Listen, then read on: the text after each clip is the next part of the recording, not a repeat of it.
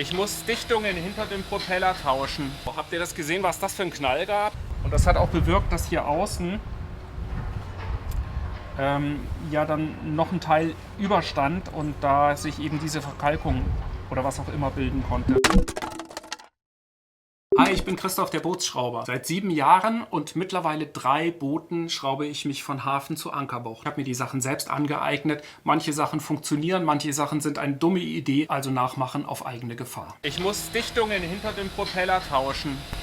Die sitzen hier noch dahinter, innen drin. Und jetzt ist die Schwierigkeit, auf dem Propeller sitzt ein Sicherungsblech drauf. Das verhindert, dass der Propeller sich von der Welle selber lösen kann. Und dieses Sicherungsblech, das bekomme ich hier nicht. Und ich gehe in 3 Tagen ins Wasser, das heißt, das ist auch zu kurz, um das zu bestellen.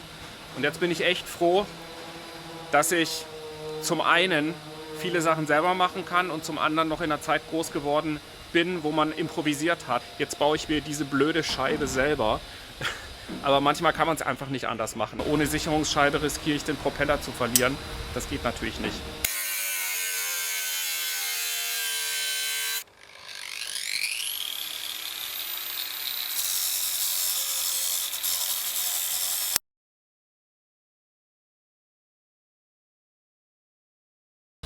Ich habe es ja vorhin versucht mit dem kleinen Abzieher, das ging ja nicht.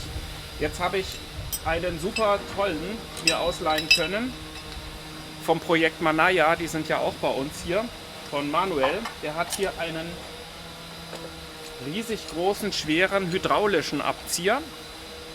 Der kann 5 Tonnen, damit sollte das leicht gehen.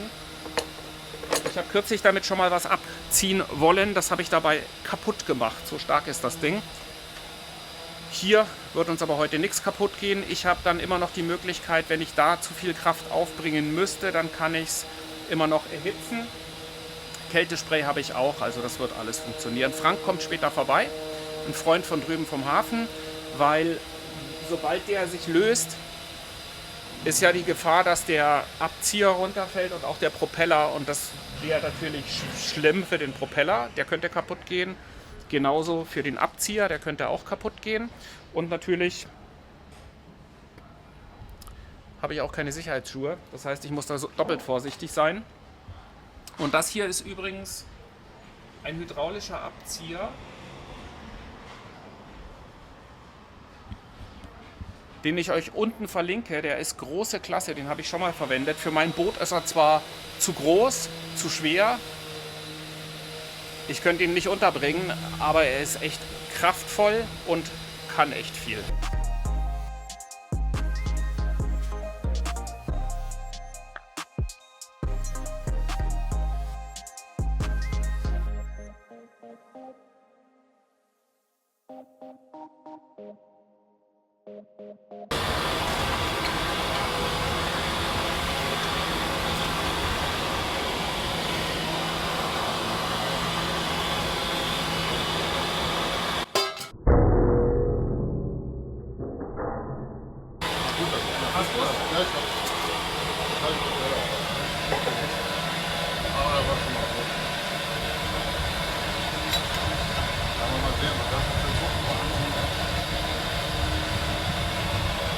Wow, habt ihr das gesehen, was das für ein Knall gab? Ey, irre, irre, oder? Hast du dich auch so verjagt wie ich? Das tut auf einmal einen Knall und dann schießt dir der ganze Kram entgegen. Ich bin Manuel, vielen Dank, wenn du das mal irgendwann siehst. Vielen Dank zum einen für den Abzieher und zum anderen, dass du mir den Tipp gegeben hast, dass ich zu zweit mache. Also das wäre jetzt echt, da wäre mir der Propeller kaputt gegangen und am Ende noch die Füße, ne? Ne, sieht gut aus. Muss schön sauber machen, ne? Ja.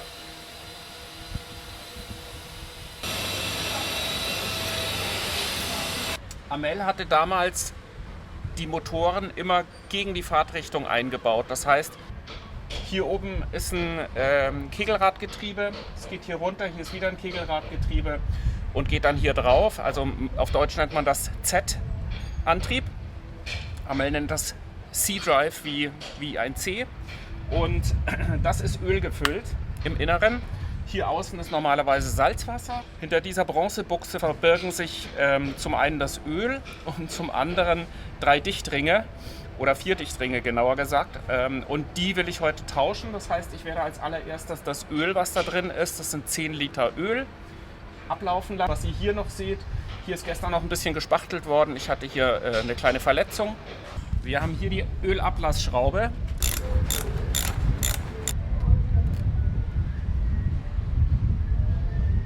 Wir versuchen jetzt den Ring rauszuziehen.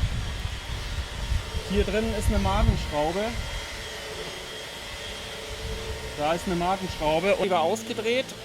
Frank hatte mir den Tipp gegeben, einen Torx da rein zu klopfen. Und damit konnte ich die Magenschraube lösen.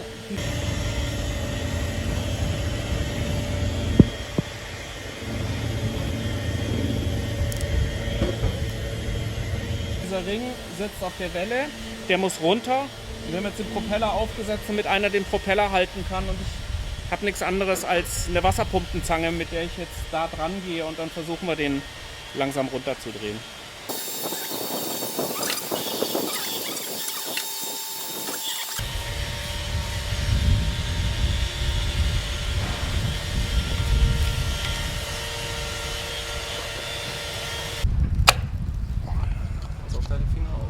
Oh, der Finger ist nicht so schlimm, aber das ist mir zu dick. Das ist aber hartnäckig. So ging der ebenso gut.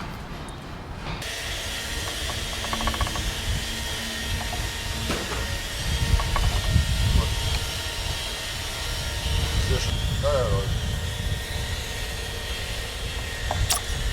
Sehr schön. Gut. Da war schon ganz schön eingelaufen, ne?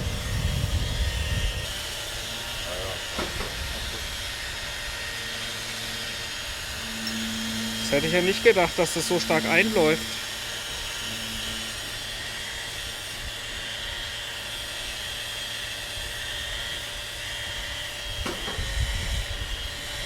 Guck mal von dem Dichtring innen, da ist auch nichts mehr übrig. Der schwarze Dichtring. Der ist total flach gelaufen schon. War kein Luxus, das kriegen wir nicht. Nee. Kriege ich nicht raus.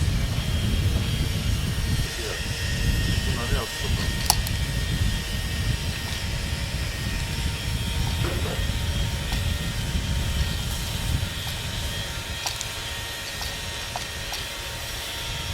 Komm nicht rein. Muss ich vorbohren. Weich ist das Zeug hier.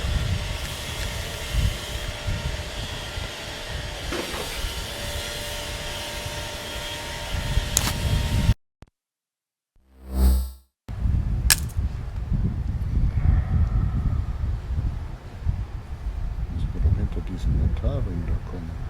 Was sagst du? Man müsste eigentlich hinter diesen. Ah, jetzt bin ich hinten dran, ja. Oder in dem. Tut sich nichts, ne? Ich hoffe, es hat dir bis hierher gefallen. Wenn es dir gefallen hat, dann hinterlass mir bitte ein Abo und einen Kommentar, denn ich baue den Kanal gerade neu auf. Da ist mir deine Rückmeldung besonders wichtig. Also, lass uns weitermachen. Vielen Dank. Wir konnten leider nicht filmen, weil die Kamera ausgegangen ist, weil die leer war. Das ist der erste Dichtring. Also man sieht, dass wir den komplett zerlöchern mussten, um den rauszukriegen. Das war dann der zweite Dichtring. Da haben wir auch noch 3 Löcher reinbohren müssen, 4 Löcher, um die Spannung rauszukriegen. Die waren echt fest und das war dann der letzte. Der ging relativ gut. Also wir haben es erst versucht mit dem Schraubentrick, Schrauben durchzudrehen. Das hat nicht funktioniert. Ich nehme an, dass die Lauffläche ziemlich weit außen, wenn man hier so reinguckt, hier der äußerste, dann sieht man hier so eine Ablagerung, dass das der Grund war, dass das sich einfach so festgefressen hat, dass das nicht mehr rausging. Und ich vermute auch, dass die Dichtringe mindestens 6 Jahre nicht getauscht wurden. Die sollen aber alle 2 Jahre getauscht werden, also deswegen war das jetzt auch schwierig. Bin aber glücklich, dass wir die Wandung hier, die Passung außen, haben wir nicht beschädigt. Also wir haben es erst mit Loch rein und Schraube versucht, das ging nicht. Dann haben wir solche Haken besorgt, Die sind eigentlich extra dafür da, dass man dahinter greifen kann und die rausziehen kann. Damit ging es auch nicht. Zwischendrin habe ich nochmal neue Bohrer geholt, weil meine Bohrer stumpf waren. Und dann haben wir eben angefangen, Loch an Loch zu machen.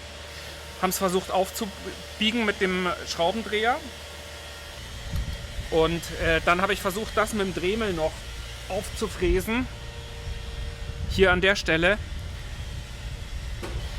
Aber da hatte ich natürlich Sorge, dass ich dann die Wandung zerstöre. Deswegen bin ich da nicht weitergegangen und ich bin auch nicht weiter rangekommen, weil der Winkel das dann nicht mehr erlaubt hat. Also es hat nur funktioniert, dass wir den Ring sehr weit zerbohrt haben, dass wir dadurch die Spannung rausgekriegt haben und dann haben wir eine Ecke hochgebogen und sind mit der Zange reingegangen und konnten dann da dran ziehen. Und man sieht das ja auch, der erste Ring hat dadurch einen Knick bekommen und dann war die Spannung raus, damit ging's. Ja.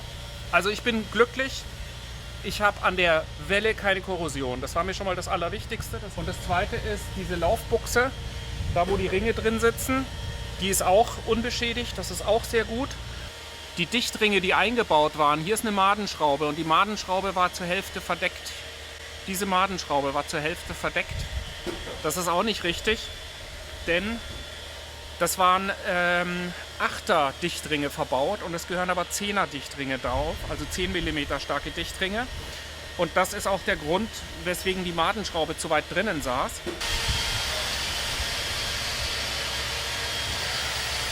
Eine Sache ist, glaube ich, nicht so ganz klar geworden. Hier ist es aber so, dass diese Wellendichtringe nicht direkt auf der Welle laufen, sondern dieses Passstück läuft auf der Welle. Also das dreht sich mit der Welle mit.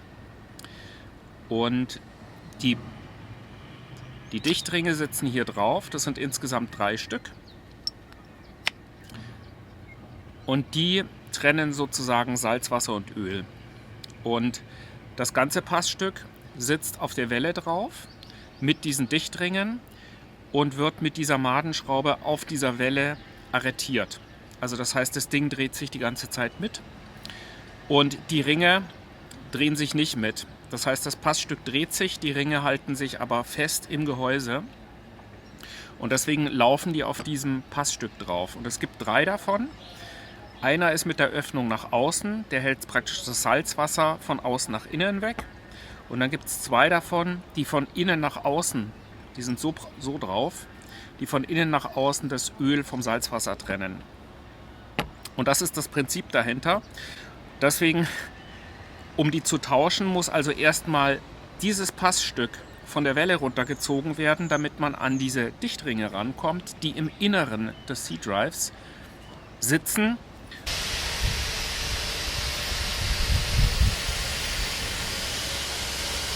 Im Hintergrund wird geschliffen. Ich hoffe, ihr könnt das trotzdem verstehen. Ich habe hier ganz tief ein Taschentuch an so ein Papiertuch reingesteckt, weil direkt dahinter sieht man schon das Rollenlager. Das habe ich jetzt ganz ordentlich gereinigt und hier vorne im vorderen Teil, also vor dem vorderen Dichtring, war, weiß ich nicht, Salz, Kalk, Korrosionsablagerung, irgendetwas, was 0,2, 0,3 mm aufgetragen hat. Deswegen haben wir auch den Ring nicht rausgekriegt, weil der sich da vorne verhakt hat. Das habe ich jetzt ganz ordentlich erstmal mit dem Messer ganz vorsichtig abgekratzt. Ich habe hier so ein Werkzeugmesser, was ich verwende, was deswegen ganz praktisch ist, weil es halt leicht rund ist. Das heißt, man kann auf einen Punkt dann Druck ausüben und damit konnte ich diese Beschichtung, diese Ablagerung sehr gut abschieben.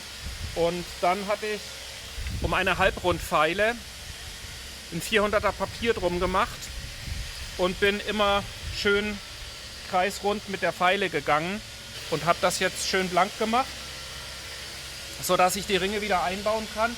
Hier unten, das ist noch von der Ölablassschraube, da ist im Moment noch Papier drin. Wenn ich es abziehen würde, kommt noch ein bisschen Öl raus und man sieht auch ein paar Blutflecken, weil da, wo die Passfeder auf der Welle saß, das ist rasiermesserscharf, da haben wir uns beide dran geschnitten.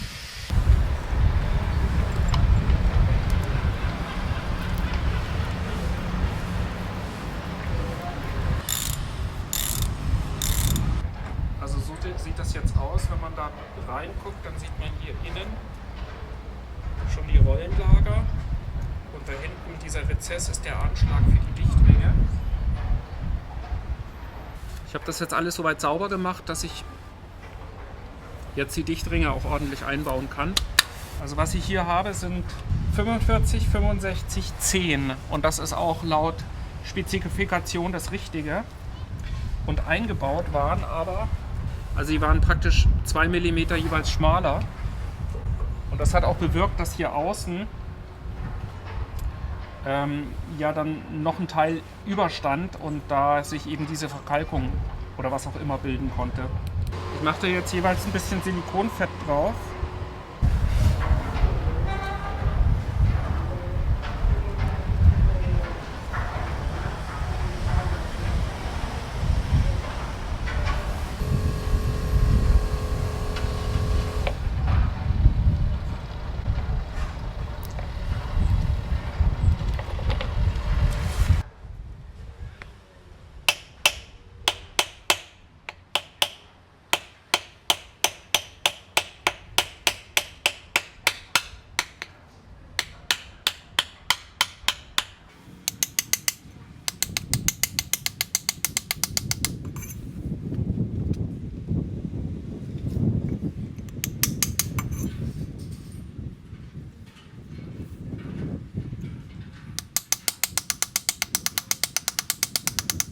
So, ich habe hier ein 60er Rohr, das habe ich mir in Barcelona schon besorgt, damit ich das ordentlich reinklopfen kann. Ich messe jetzt immer mit der Schiebelehre an 3 Punkten, damit ich das nicht verkante, sondern eben parallel reinklopfe.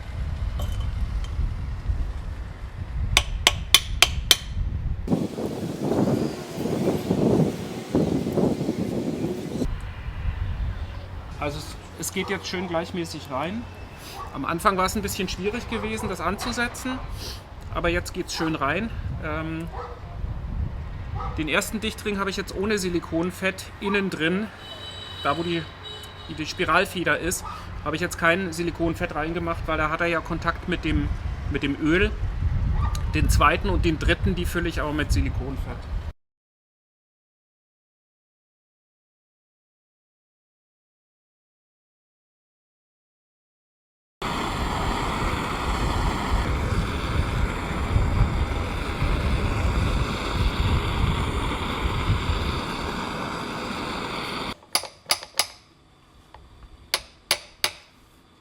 Was jetzt zum Schluss nicht mehr geht, ist, hier innen drin ist ein Dichtring und der scheint nicht drüber zu gehen, über die Verjüngung.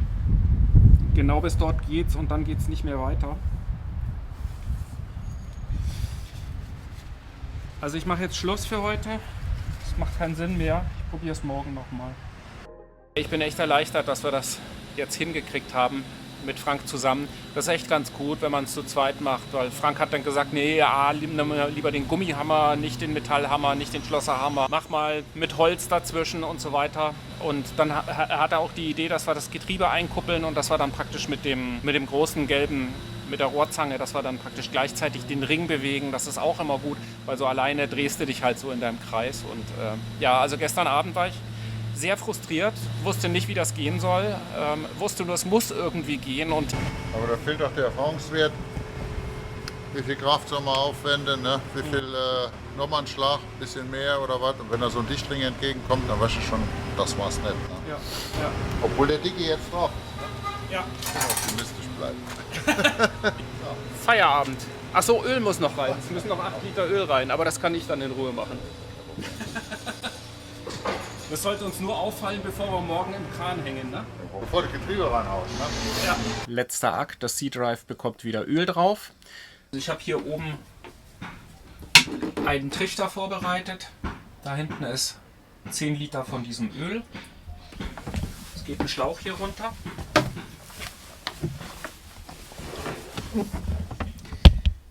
Und hier in der Ecke ist das Gefäß. So 8 bis 9 Liter gehen da rein. SAE 80W90 ist das. Rein damit. Wenn dir dieses Video gefallen hat, dann schau dir das Video auch an.